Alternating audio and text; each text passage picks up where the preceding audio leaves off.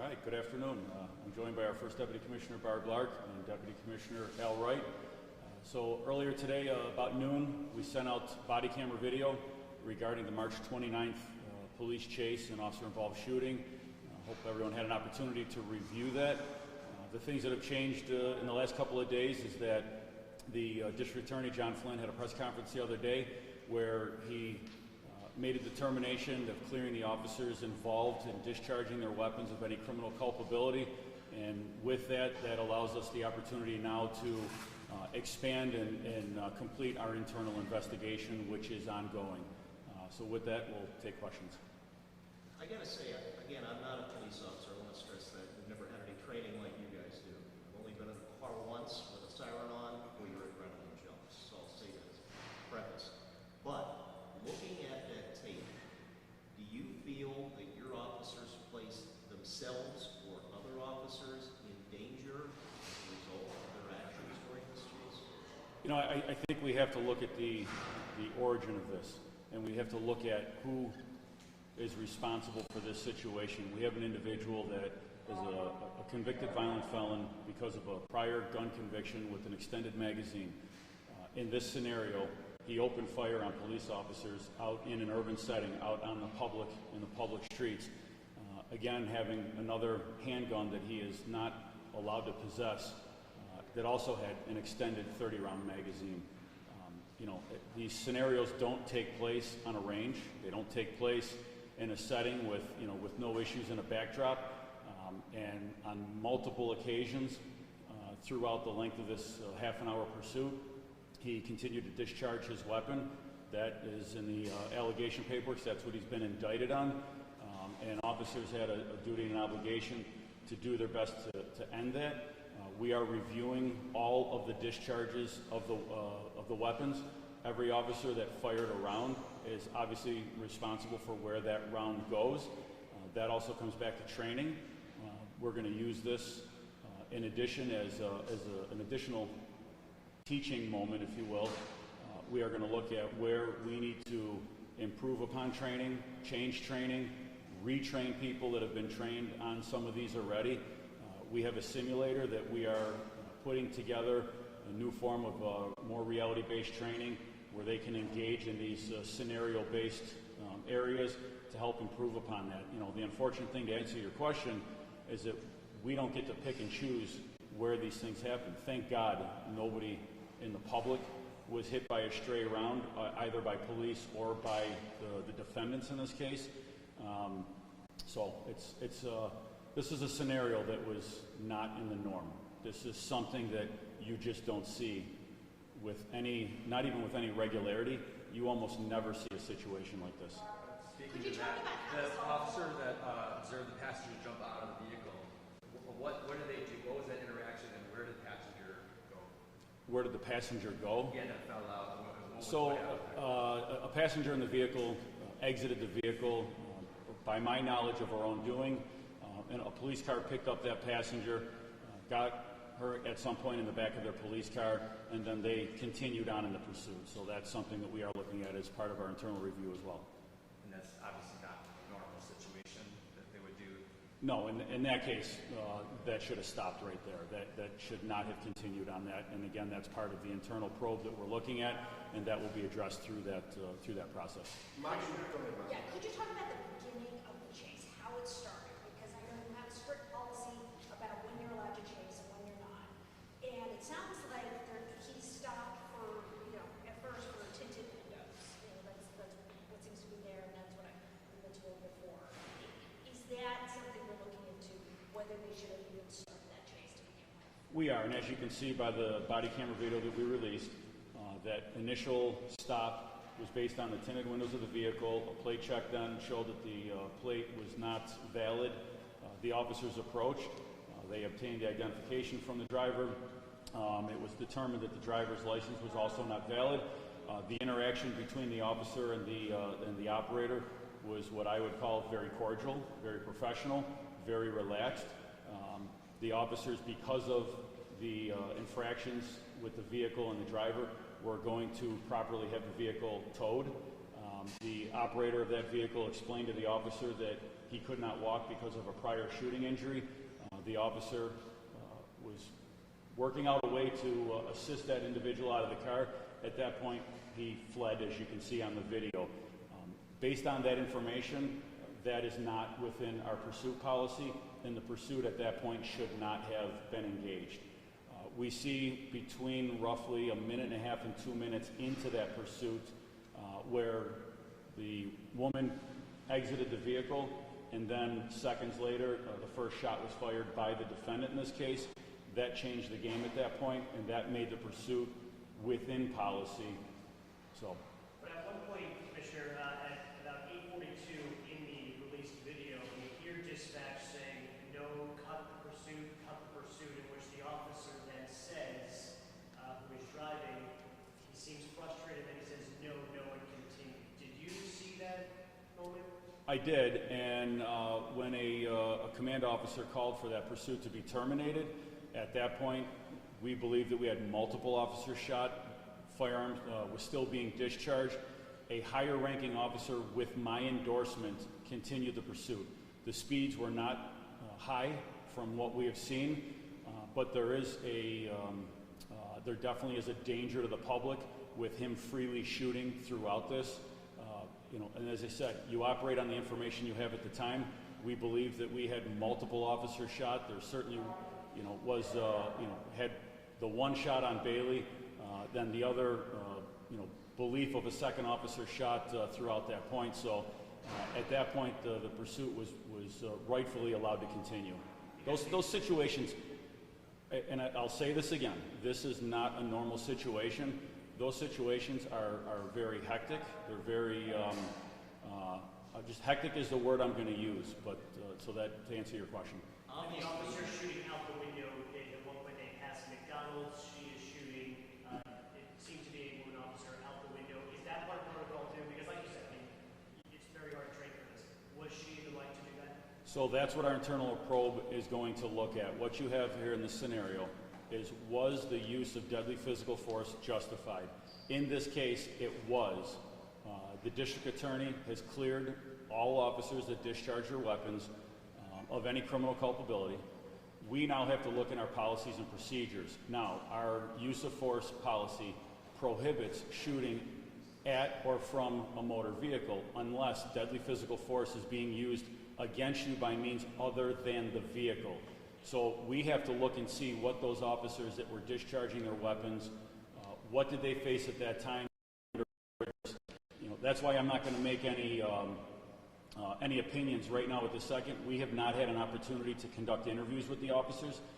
The officers are all cooperating. They were cooperating, but they are also afforded rights when it comes to internal probes. When there was a criminal investigation still pending, I can certainly mandate a statement from an officer. However, if it was determined, in another hypothetical setting, if it was determined that an officer was going to face criminal charges, a statement that I can mandate internally then could not be used in a court of law. So we have to be very careful when you get the attorneys involved and what rights the officers have on when we can question. The officers, all the officers involved provided a brief statement. That did not allow us the opportunity to question them at the time. We now have those statements scheduled, and those statements will be completed within 2 weeks. So the moment that the DA cleared all officers of any criminal culpability, we immediately scheduled those statements to take place. Even though he is not a police officer, you did your comments on the district attorney questioning common sense here during this chase with the behavior of officers. What is your reaction to that? The district attorney had a different investigation than I had. The district attorney is looking at the criminal side of the matters. I am now going to, and that has been completed, and with the indictment and the arraignment. I'm going to wait until we have completed our interviews and complete our investigation, and yes, this has been long and ongoing, but I explained why we have not been able to interview the officers. So I'm going to complete that investigation as soon as those interviews are done, and as I said, they should be done, they're all scheduled within the next couple of weeks. There's multiple officers that have to be interviewed. That's going to take some time. And then I'll have a file review with our internal affairs command staff and internal affairs investigators, and we will go through each and every one of those. Is that Monday morning quarterbacking by the district attorney? Oh, I'm not going to address what the district attorney said. Like I said, he had his criminal probe, and I'm going to look at my internal probes. I'm not going to get in the back and forth about that at all. What are the potential results of that investigation, the internal probe, once that finishes? I'm sorry, what are the... What could result from that? If it was deemed that there were policy and procedure violations, then our disciplinary process is outlined. The potential of departmental charges could be weighed, and then based on what those are, you know, there's a myriad of different things that could be a part of that if anybody is charged with any departmental violations. That could range, if they're found guilty of any departmental violations, that could range from training, you know, right up on through termination. That's what the wide gamut of our disciplinary process holds. Do you have video of when Kente Bell was allegedly shooting? I don't have any on body camera. We don't. If we had that, we would have released that. We have not released any surveillance video, so I don't have the answer to that question right now. Another question about the passenger that was picked up. Were they in the lead vehicle that was had the officers shooting out the window? Was that the same? Was that passenger? To the best of my information, they were not in a lead position, and again, to the best of my knowledge, their vehicle did not sustain any rounds fired through their vehicle. Well, were rounds being fired from that vehicle? No rounds were fired from that vehicle either. You mentioned that this video could potentially be used for training down the line. What specific aspects of training could this potentially provide some insight into future current officers for? I think what we have to look at is, you know, we look at different scenarios around the country. We learn from each other, good or bad or indifferent. But we also have a virtual system, simulator system, where we can input even more scenarios than we already have in them. We are, as I said, we're in the process of putting that additional training in place where we start bringing officers in again to get them through that system. You know, we have to learn from what we do, good, bad, or indifferent. Can you just clarify one last time again, the number of officers that were hit, how they were hit, and also we see video showing bullet holes in the windshield of the police car. Where did that come from? Was it the officer shooting out the windshield? So the defendant in this case was indicted on actually shooting one officer. That was proven through the grand jury process for an indictment. Now, obviously, they'll have to go through the trial process to prove that, to get a conviction on that case. Another officer, it appears that it was friendly fire. I don't know that we're ever, I'll say that we are probably never going to determine where that round came from, wherever it came from, whether it was on the defender, whether it was friendly fire. There's no way to forensically determine where that round came from. Obviously, then the district attorney could not present that as evidence based on his legal findings. That's why an indictment was not sought for that particular matter. The other officer, it's most probable that it was an ejected shell casing that would have struck his vest, again, in a very chaotic situation that, you know, at that time led him to believe that he, in fact, was struck by something. And then the bullet holes in the windshield? Yeah, there were a couple instances you see in the video where, you know, the operators of those vehicles discharge their weapons through the windshield over their steering wheels. All right, is that it? And there were 16 officers who fired shots? We have 16 officers that discharged their weapon throughout this. At the end of the video, you'll see we listed all 16 officers. We released, I believe it's 9 videos of officers that discharged their weapons, if I have that correct. Been going through a lot of this video. And we also list why next to each officer that were not issued body cameras. They're, you know, by nature of their assignment, they don't have body cameras issued to them. We had a net team officer that did not have a body camera issued. We have since we had to purchase more body cameras, and they've been issued. We had a couple of officers whose body cameras were broken, malfunctioned. They had the proper documentation in. They have since been replaced, and they have new cameras. And we have one officer, maybe two. We have 2 officers whose body cameras came on after they discharged the weapons, and that will also be a part of the internal investigation. One more, if we have one more. At the end of the vehicle, or end of the chase, when the vehicle came to a stop, there was like a segment of, I think like 11 seconds where there was just continuous gunfire at the car. Is that something that is in protocol or that you guys are looking into the probe? It seemed like a lot. It's tough to see in the body camera that we released, but we have the opportunity to slow it down and look at it in this setting. But the officers in their setting and what they see at that time. There was a time where you see the defendant's hand come up after he crashed into that sign and his car was disabled. You see his hand come up above the level of the window, and it should be noted that the gun was recovered from his lap at that point. So you've got an individual that at numerous locations continuously fired his weapon. We had, at that time, we had multiple officers that were shot, and as I can see in the video, his hand comes up, so I'm not going to say what the officers saw from their close live vantage point. I'm going to say what I saw on the video, but the officers, and again, has been deemed that they were within the law as far as the use of deadly physical force. I think what you also see in the video is there was that short amount of final gun bursts that were going off, and you also had an officer and a lieutenant yelling cease fire and taking that scene under control. What we also have is the SWAT team responded. They were at a different community event. They were out for another reason, not an enforcement action. I believe it was on Fillmore Avenue where they were, so they responded very quickly. And we have multiple New York State certified EMT members on the SWAT team that almost immediately began rendering aid. Started getting him, getting his shirt cut off of him. They have quick clots. They have more advanced life-saving equipment, first aid equipment, than our police officers have, and they have the New York State EMT certification to do that. So they were rendering first aid on this individual as soon as they possibly could. We all good. Thank you, everybody. Appreciate it. Thank you. Can we talk about the bicycle? Yes, we Oh, will. yeah. Yes, Would that be yes, all right? yes, sure. We had another fatal accident involving a bicycle last night, and there was that terrible one on South Park. There've been a couple of very serious ones.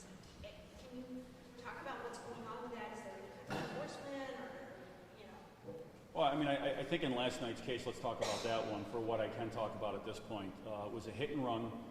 A vehicle, a truck, struck a person on a bicycle and fled the scene. The individual died at the scene. That vehicle continued on, as I said, was spotted in West Seneca. The West Seneca Police Department engaged in a pursuit. I don't know how long that was. I don't have all the particulars of that, but engaged in a pursuit with this vehicle that matched the description of the vehicle from our hit and run. They were able to take that, stop that vehicle and get that individual into custody. The individual was charged with driving while intoxicated. I don't know what other charges that person faced. You'll have to get that from West Seneca Police. Our accident investigators were out in West Seneca. We are working very closely with them, they with us, as well as the District Attorney's Office, on working on the fatal hit and run case from the City of Buffalo. but no charges have been filed yet? In the City of Buffalo, no charges. That Just investigation is continuing, yes. One other off-topic real quick. You saw the sheriff's office yesterday, this new behavioral assessment team. Will any of your officers be assigned to that? And I have a two-parter here. Also today, the state of New York coming out saying that they want to analyze social media policies. Anybody applying for a gun permit. Do you expect some of your officers could be assigned to do that? So I think it's great what Sheriff Garcia was able to accomplish with the bipartisan support of the county legislature. It's vastly needed. We have our behavioral health team that's headed by Captain Beyer. They are a part of a county-wide threat assessment team.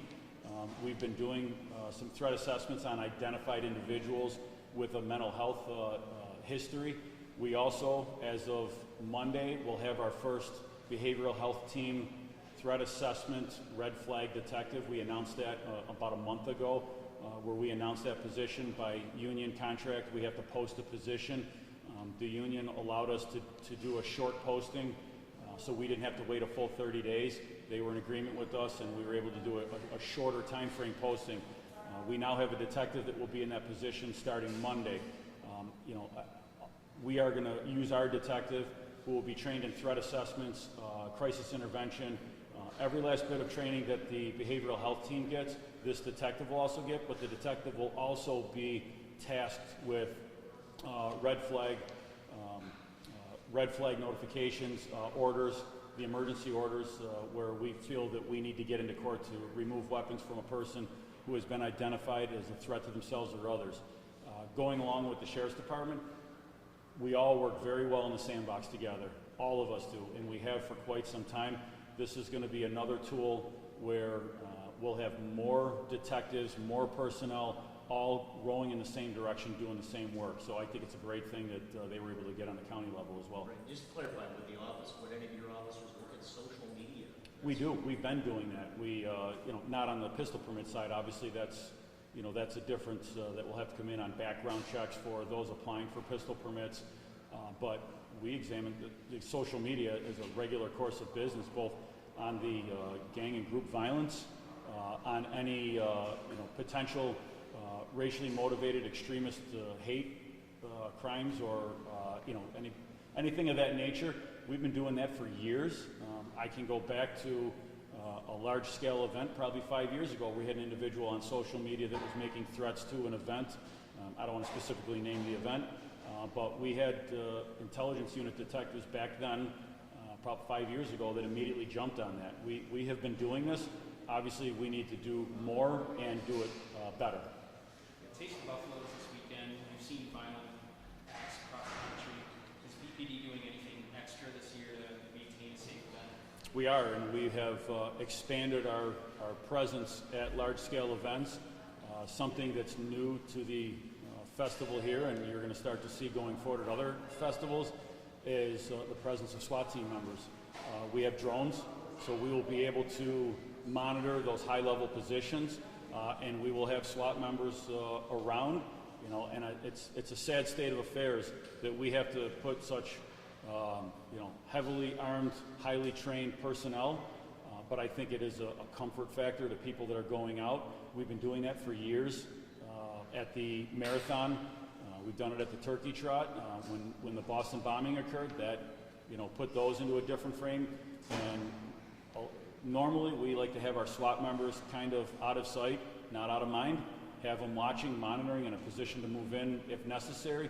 We have on some occasions, and we will on this occasion, we will have our members kind of in and out of the crowd, kind of on, to be visible, and we will be closely monitoring. So it's a sad state of affairs, but this is what we've come to. People should not stay home. You have to live your life, but it's, we're charged with the responsibility of making sure that people can feel a little bit safer when they go out, and we're going to do that. Thank you, everyone. Have a great weekend. Thank you.